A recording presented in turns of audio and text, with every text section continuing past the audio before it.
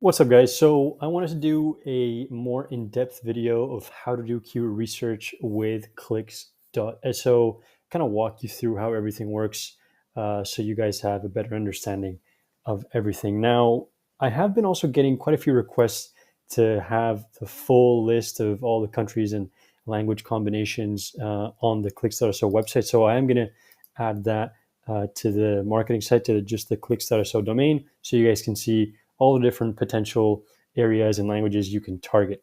Now, important thing with the keyword search history, you can have your history down here so you can see if there's anything specific that you've previously searched.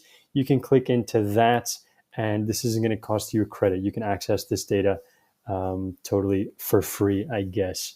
Now, let's just go to the start here. So we're going to follow this same example. So vegan brownies, right? So once we click in, what are we looking for? There's really three important metrics that we want to take a look at. We want the difficulty, right? How difficult is it out of 100?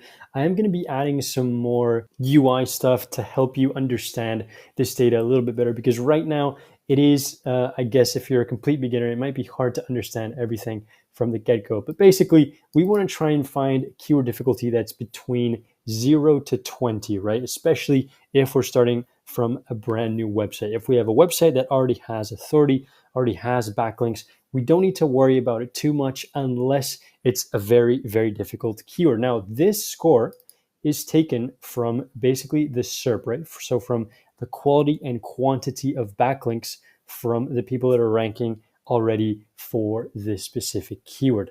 Now, so once we understand the difficulty, we see that this right here is a pretty hard keyword to rank for. So we're going to also go through and see how we can find maybe an easier keyword that we can target. We then have the volume. So this is, again, the number of people that are searching for this on a monthly basis. This is an estimate. If you are comparing this to other tools, it might not be exactly the same, right? We have our own way of getting this type of data, but more or less it should kind of have a very similar volume if you want to compare it to other tools.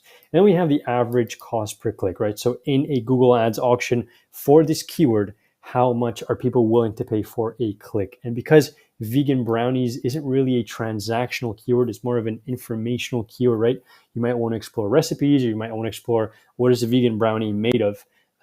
There isn't really a lot of demand to kind of sell a product for a vegan brownie, right? Kind of hard to sell maybe a recipe. There's already so many vegan brownie recipes on Google.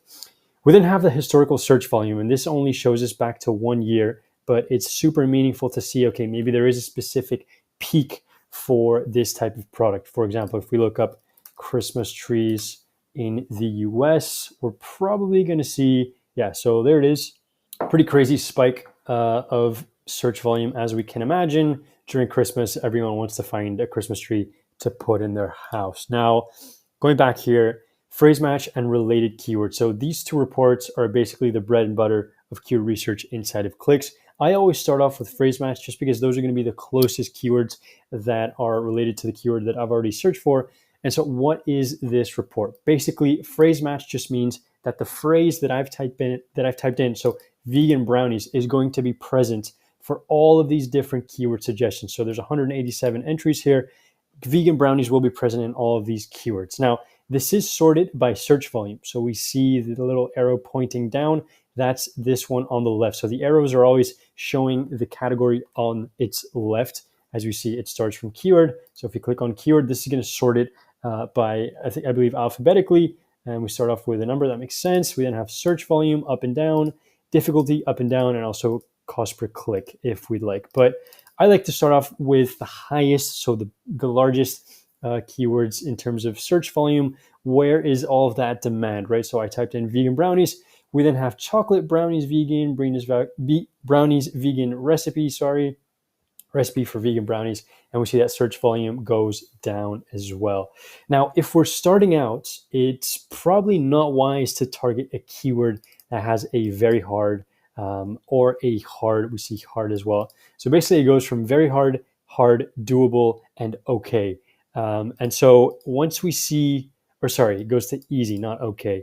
So we'd ideally like to find keywords that are either easy or doable, right? Anything harder than that, will be quite difficult for a brand new website or someone that's starting out that doesn't have a lot of backlinks, right? So again, the more backlinks that we have that we're able to kind of acquire over time with our content or with whatever link building strategies we're chasing, the easier it's going to be for us to target some harder keywords. But if we're starting out, I would recommend sorting by the difficulty filter. And so that basically flips it upside down. And now we have the easiest keywords up here. And so what I am going to maybe take a look at, I believe I was looking at this one. So whole food vegan brownies, it's a 12, so it's doable. Decent search volume if I'm starting out. I'm going to click into this. And so here we have that same data. So we're basically taking a look at kind of an expansion of that keyword. So now, let's say I really like this keyword and I now want to target this keyword, but I want more information. So I do also have that related keywords report. It's not really relevant right now, but what this is going to show us are just keywords that are related, but might not have that specific phrase match similarity that we might look for in this other report. So for this, it's basically going to help us kind of think outside the box a little bit. Maybe if we found a keyword that maybe is too narrow in a specific angle, the related keywords report is going to help us with that. But anyway, that's for a separate time. What I recommend that we do is take a look at the live SERP. So this is basically the search engine's results page. So these are all the people that are ranking for this specific keyword for whole food vegan brownies in the United States. Again, remember, we can change all of this for a different location or a different language. Now, what I also recommend is that whenever possible, click into the full SERP analysis, because this is going to give us a little bit more in-depth understanding of the SERP. And there are more things that I'm going to be adding to this pretty soon. But the most important thing to do here is to analyze the different things that are ranking. So for example, we see that recipes are ranking for this specific keyword. So what that means is we need to go out and add structured data if we want to target this keyword, add structured data in the form of a recipe to be able to show up this high up, just like these other competitors of mine. But if we scroll down to the organic, there's a few things that we want to take a look at. The first one I like to take a look at is the domain power, right? Because that's going to tell us how competitive is this whole domain in comparison to other domains. So for example, we see Whole Foods Market has a 53 domain power. That's quite high.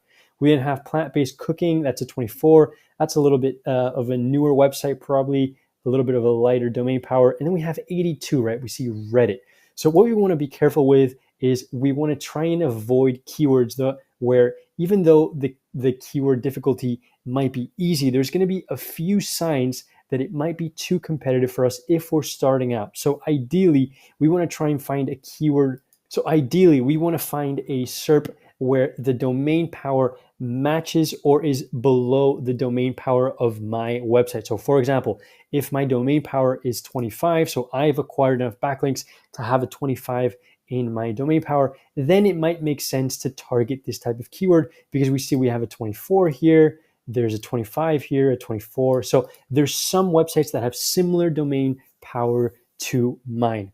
However, if all of this was in the 60s, in the 70s, in the 80s, all the domain powers were much, much higher than mine, the keyword difficulty metric would also be higher, but it's important to always analyze this on our own. Now, the next thing is, once we've seen that the domain power makes sense, we then want to take a look at the URL power. So this is the number and quality of backlinks that specific URL has gotten, right? Not just the domain. So we can see that Whole Foods Market has a very high domain power, but it looks like for this specific URL, there might not be any backlinks pointing to it. And we can actually check this out by copying and pasting this into the site stats or into the backlinks. We'd have the result for that in both of those reports. So we can see that the URL power for the SERP for this keyword is quite low. So what this means is that we can probably come out with a brand new article, maybe get a couple links, increase that URL power quite quickly, and that's going to help us rank pretty fast. So that's the basic analysis that we should be doing when we're taking a look at any keywords, when we're taking a look at doing keyword research inside of Clicks. I'm also going to show you guys this related keywords report. Again, it's going to help you think outside the box a little bit if we've gone too narrow down a specific path. So simple brownie recipe, fudgy, again, healthy brownies, berry chantilly, not really sure what that is, chewy, right? So there's a bunch of these different options, 187 entries again here. And again, we can filter by difficulty, we can filter by search volume, and alphabetically. And I also recommend that we play around with these specific filters. So, for example, if I want to find Chewy, I have now filtered all of those keywords and made sure that only Chewy is showing up. And I also recommend, if you're someone that likes to analyze things with Google Sheets or with Excel, export this into an Excel or a CSV, whatever you'd like, and then play around with that data as much as you like. Or maybe collect this data, export it, and then do a bunch more keyword research and kind of have a massive Google Sheet if that's what you like doing. But that's basically it, guys. Another last thing here is the traffic, right? So we have the traffic estimates for all the different results here. And one of the good things is that we can click on all of these links. This is important to mention as well. So I can click into this, and this is going to show me the specific keywords that that specific URL is ranking for. So we have 13 keywords and an estimated 190 in traffic. So URL power is quite low, as in it's 0, no backlinks, no referring domains. But we see all the different keywords that that specific URL is ranking for. So we can check all the different results inside of the SERP, see exactly what they're doing in terms of the keywords that they're ranking for, in terms of the backlinks. So let me just click into this. We can take a look at these backlinks. There are no backlinks, I believe. Yeah, so there's no data available, but we see that domain power is quite high. So we can then take a look at the domain overview if you want. Whole Foods Market. This is now going to backlink analytics, so kind of going down a wrong path here, but that's basically the full extent of how to do keyword research inside of Clicks. Any questions, let me know in the comments. I'll see you guys in the next one.